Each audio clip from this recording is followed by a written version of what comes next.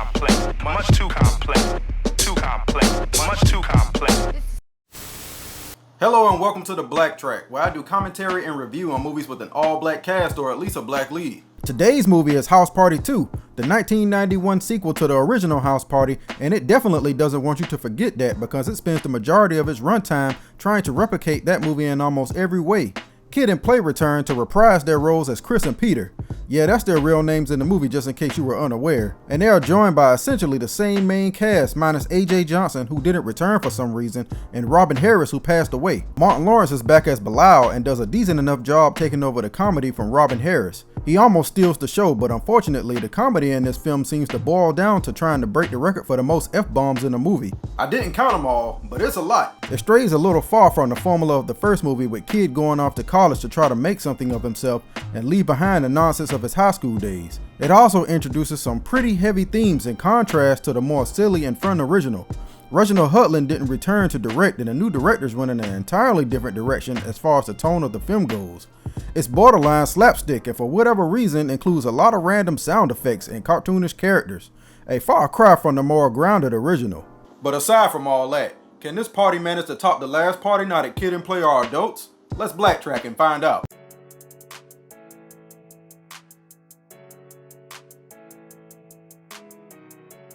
We start the movie with another dream sequence like the last one, but this one is more like a nightmare to be honest.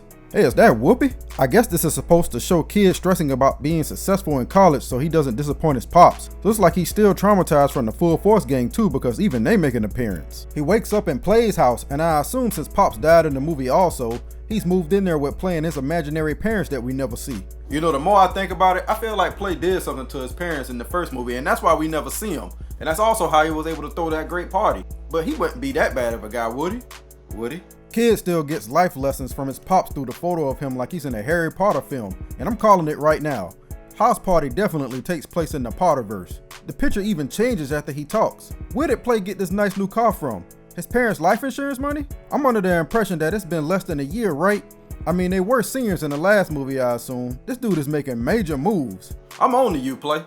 Play is still trying to get Kid to make terrible life decisions because he's trying to convince him to give up on college and try to start a rap career with him. Kid isn't trying to break the promise he made to his pops, and on top of that, he's not trying to give up some live-in bun since Sydney is going to the same college as him. Looks like she rode up in the same car as Play, but at least we know her parents got money. Kid got a check from his church to go to college, which is something that doesn't seem to happen often enough, but it's only $10,000. Is this just for the first semester? Will he get more every year? I'm not going to pretend to know what tuition was in 1991, but that check is going nowhere in 2021. Kid is going to make sure it goes nowhere because he locks it up in Play's car, which he calls foreplay. I'm not going to lie, that's a nice play on words and fits his character perfectly. And I'm going to reserve judgment on how exactly Play paid for that car because it appears he does have a job. He works at a museum, a record store as it was called in 1991. Who knew Play was so gullible too? He's being fed a hot plate of BS by this record executive named Sheila about how she's going to make Kid and Play the hottest act in the country. And I guess because she's played by Iman, it's easy to be influenced by her charms. This other dude who works at the store knows what's up though. In taking Kid and Play to the top of the charts. He's really laying it on heavy to Kid too. Maybe I could talk to your dad? Yeah, maybe she could talk to you. Look, I don't think. Wait, what just happened? Did her spell wear off or something? What is this, Bewitched? I told you this was in the Harry Potter universe. First day moving on the campus. I remember it like it was yesterday. Random roommate and all. I can almost guarantee you that Kid filled out the freshman roommate survey and everything. And walking into this dorm room, I bet you he thought he hit the jackpot, but oops. Yo, what up, Black? What's going on, man? Name's Jamal. Yo, why you bugging, man? Cause I'm white? Yo, you want some bean pie? This movie is more true to life than people think. My survey was so on point that they gave me not one, but two roommates in a room that realistically fit only one. Gotta love HBCUs. Sydney isn't faring any better in her living situation since she ended up with this Sister Soldier type chick named Zora, played by Queen Latifah. You know those nice tight outfits with your abs showing that you had in high school, Sydney? Well, Zora got something to say about that. I mean, when I first got here, I had a drawer full of little boy toy frou-frous just like that. So, what happened? I think she came out. You do like boys, don't you? Does she? Kid shows up at the worst possible time, but at least he's not going to get caught slipping like he did in the last movie. talk about being prepared. I guess Bilal got that breath situation taken care of because he's all up in Playface right now. You know, now that I think about it, in the first movie, his friends weren't affected by his breath, only the females. I don't know if that means they're just true friends like that, or if over time his funk just burned their nostrils right on off. In the last movie, I made mention of how the Full Force gang looked way too old to be in high school, and this little old lady who shows up to the store to try to find them a job proves it. Turns out she's their mother, and she's got to be at least 100, which means these guys are at least 50 at the minimum. Kid went to all the effort to hide that tuition check only to get all the way to the registration line and realize he forgot it. Hey, but I bet you didn't forget those condoms though. It's only been one day, kid. Was your mind on Sydney's abs that bad that you can't remember where you left $10,000? By the time he remembers it, it's in the hands of the wrong person. But Player's his lifelong friend. It's not like he gonna spend it on anything, right? Right? Luckily for Kid, Player's too preoccupied having sex with this mannequin to do anything else at the moment. Besides, Kid has other problems to deal with right now at the moment because Sister Zora is slowly converting Sydney over to the other side. The conscious side, that is. I know you thought I meant something else. It's only been like 3 days and they're already growing apart? That usually at least takes a month or two in real life college. Things move fast in this movie. College rule number 8. Never sit far away from the rest of the class in an auditorium. Makes it easy for the teacher to call you out and make you look stupid like this professor does to Kid here. Play might be right about him not needing to go to college because he didn't even bother to do the pre-class reading so he'd be ready for ambushes like this. Are you familiar with what Malcolm X believed when he returned from Mecca? Malcolm embraced the brotherhood of all men. Come on, kid, don't let the white dude upstage you like that in a cultural studies class. What's wrong with you? So Play was supposed to deposit Kid's money in a bank. Under whose account, I have no idea. It doesn't matter because he'll never make it there. Iman is back with a sob story about how her partner ditched her and took all her money and she needs just about $10,000 to get back on her feet and record the session with Play. Joke's on her because my boy Play not about to just hand over that kind of money to a pretty face. He's got integrity, and if you think, oh, you son of a bitch. What won't this guy do for some tail? Full Force gang found a job after all and it's doing what they love, assaulting kids. Yo, who is this, man? Your girlfriend? Why, you jealous? This must be a supermax college by the way these guards deal with students. Kid has to go see the dean about his financial situation, and on the way he meets this not so subtle code switching type brother who tries to give him advice. You know, broham to broham. It's pretty obvious dude is a complete fraud, but Kid has other issues. Namely, the dean is giving him only 1 week to come up with his tuition money or he's out of there. Wait a minute, is this an HBCU? I'm starting to think it's not now with this white dean and a diverse student body. Who needs a week when you could just go straight to Iman and get that check back before she cashes it? What can possibly go wrong? Well, for starters, it looks like they have the wrong building because this one has never heard of anybody named Sheila or Iman. Turns out Sheila isn't some big time record exec at all, and when she told Play she deals with artists, she meant con artists, not the musical kind. See, you gotta read the fine print. Of course, Play thinks everything is Kid's fault for leaving the check in the first place, and Kid finally grows a pair and does what he should have done 15 minutes into the last movie. I can't really tell who got the better of it, to be honest. I think it was really just for Bilal's entertainment anyway, since he had been instigating it for a minute.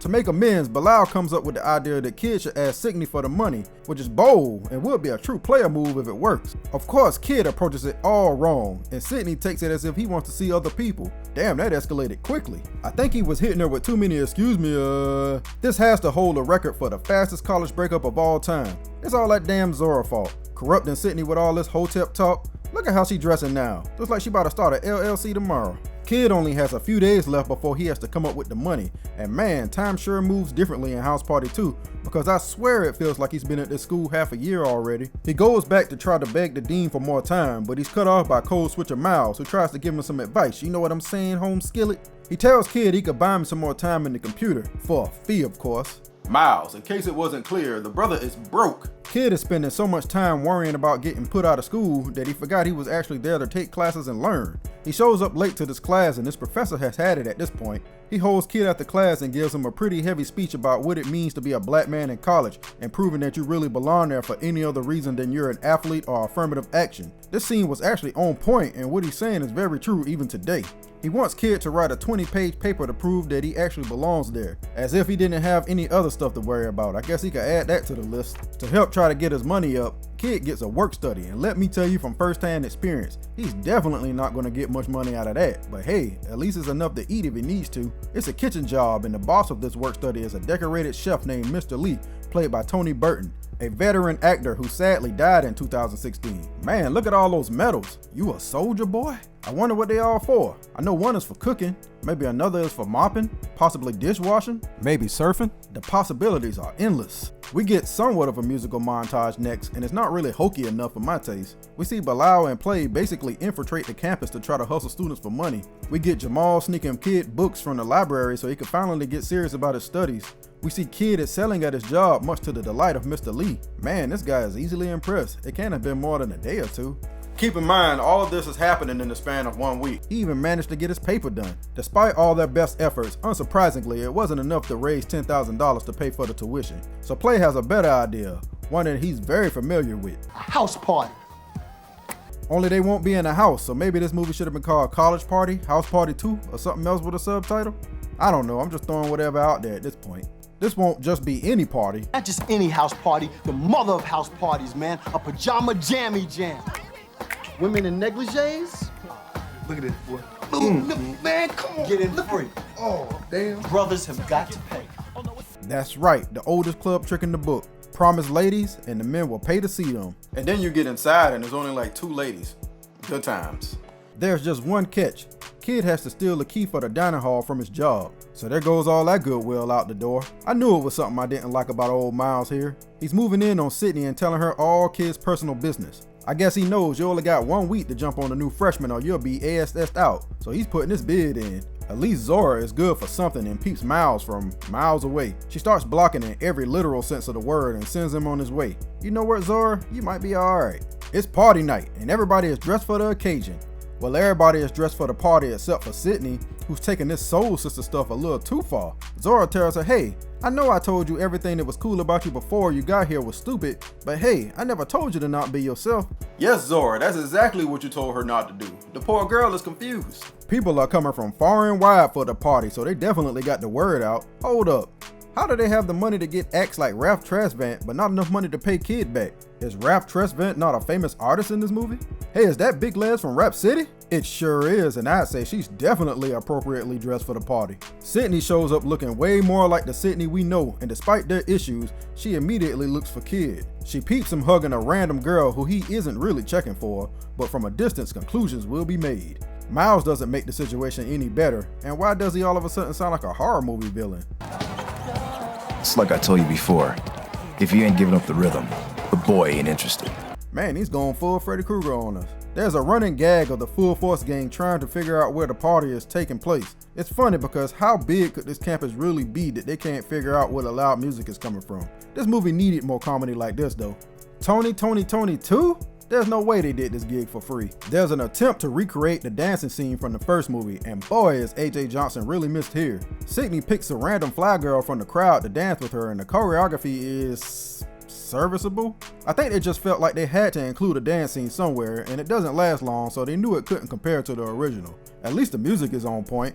Honestly, all the music in this movie has been great so far, so it has that going for it. Nope, not there either, Full Force. Maybe try the gym next. Of course, Bilal got to play the slow jams for the ladies. How else would anybody know this is a sequel to a far better movie? What's going on with these random West Coast gangster rappers? They look massively out of place. Did they really need these exaggerated caricatures to react to this poorly dubbed voiceover by this female who walks by? You could look, but you bet not touch. That Muslim brother looks oddly familiar. Oh, snap, that's Groove, the drunk dude from the first movie. Nice to see he got his life together. Oh, I love gotta pass on that. I love you. You see, my brothers, what you hold in your hands is one of the many chains that enslave the black man today. Think about it. Okay then. Nice seeing you too. These dudes nearly pass out at the sight of Jamal getting a handful of some buns. Boom! Damn, Vanilla about to strike oil. There you go. Look at it. Booyah! Oh, yo, that's some jungle booty, and I'm talking. I take it back. These dudes were necessary. The random comments were worth it. Yo, is that Chill? Why is he here? Oh, damn, Chill! You know why he was here. Jamal wants to rock the mic, and he's not half bad by 1991 standards. Of course, he's no match for the duo of Kid and Play. Or maybe just Play, since Kid is too worried about what's going on with Sydney to focus on the performance. It's just regular college stuff going on down there, man. Mind your business. The prospect of somebody else touching his ex is just too much for him, and what the f***? No wonder Miles' voice changed so much. My man's a whole werewolf out here. Kid tries to reclaim what's his, but boy, Miles shows his entire black side in his response to that. Let go, or I will fuck you up. Yo, who you talking about? Dang, Miles, what you gonna do to her? I'm pretty sure her kicking and screaming constitutes an obvious no to anything you got planned. The con artists that ripped off Kid and Play have gorilla balls for showing up to a party hosted by Kid and Play. Play sees an opportunity for revenge, and from here on out, this movie turns into complete Looney Tunes. It's hard to even follow it all. Full Force finally shows up and gives chase to the fake executives. Zora knocks out Iman.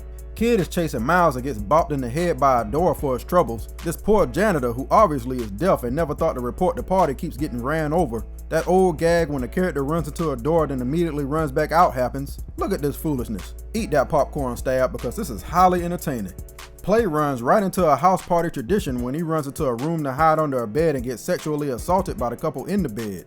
Every time they cut back to him, he's getting beat up more and more. I genuinely laughed out loud for a long time looking at this. In fairness, it looks like everybody involved with this was having good fun in the time of their lives. It made me not even want to question why the big dude who was having sex in the first movie is back, gun and all, in this movie that takes place in a college dorm. Hey, some things you just don't want to know the answer to. Kid and Miles finally have their showdown, and Kid finally uses his brain for the first time in this movie and wins the fight with some defense instead of offense. Hey, is this white cake? Then the movie takes a dark turn as Kid accidentally slips on a bat and nearly dies after falling over the edge of the building. Wait, who screamed? I don't see any women around. Was that Kid? I don't know the purpose of this heightened tension. It brings nothing to the film. Nobody believes Kid was going to actually die. He gets pulled back up and the movie cuts to a very left field scene of these two guys coming out of a room. Was this an editing mistake? Did I miss something? Somebody let me know if I missed something. The cops show up and all the bad guys, which really, it's only two of them, get arrested. The dean even shows up dressed for the party, and if I was him, I would run with that excuse because please tell me you don't sleep in that. He gives them 1 hour to clean up everything, and I gotta say, for a dean, he's taking the destruction of school property pretty light. Mr. Lee even shows up, and since he's in charge of the dining hall and looks at Kid as a son, he's pretty disappointed by everything. Kid does the right thing though and gives Mr. Lee all the money they raised, so looks like he'll be leaving school after all that nonsense. Kid says his goodbyes to everybody and they really drag it out for dramatic effect, especially when he talks to the professor that made him write that paper. He tells him that he'll have to drop out of school and come back later, but the teacher's heard that one before. And after all that drama, Play pulls up in his old car and gives Kid the money to pay for school. He sold Foreplay to get the money, which might be the most unselfish act this dude has done in his entire life. He even apologizes for everything. You said the S word. Yeah, I'm just as shocked as you are, Kid. So at least we get a happy ending. We even find out why Bilal's breath isn't funky anymore. Kid goes back into the dorm and Play and Bilal rides off into the sunset, one of them never to be seen again.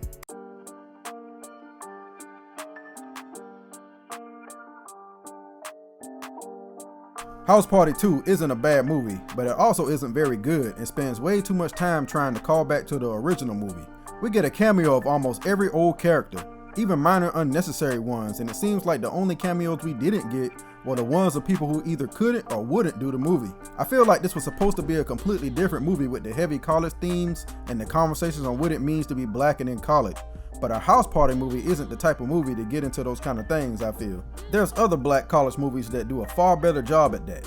I think the original House Party was built on the idea of young, carefree fun, and had House Party 2 stuck to that theme, it would have improved the movie greatly. I'll give them credit for doing the party way bigger than the first movie, and the music is top notch. Unfortunately, the little bit of comedy there is in the movie falls flat, and the Looney Tunes sound effects and slapstick makes it hard to take serious. If I had to grade House Party for 2021, I'd give it a D+. If you made that grade in class in college, you have to do it all over again. Thank you for checking out this episode of the BlackTrack. Don't forget to like, share, and subscribe. And until next time, I'll holla at you.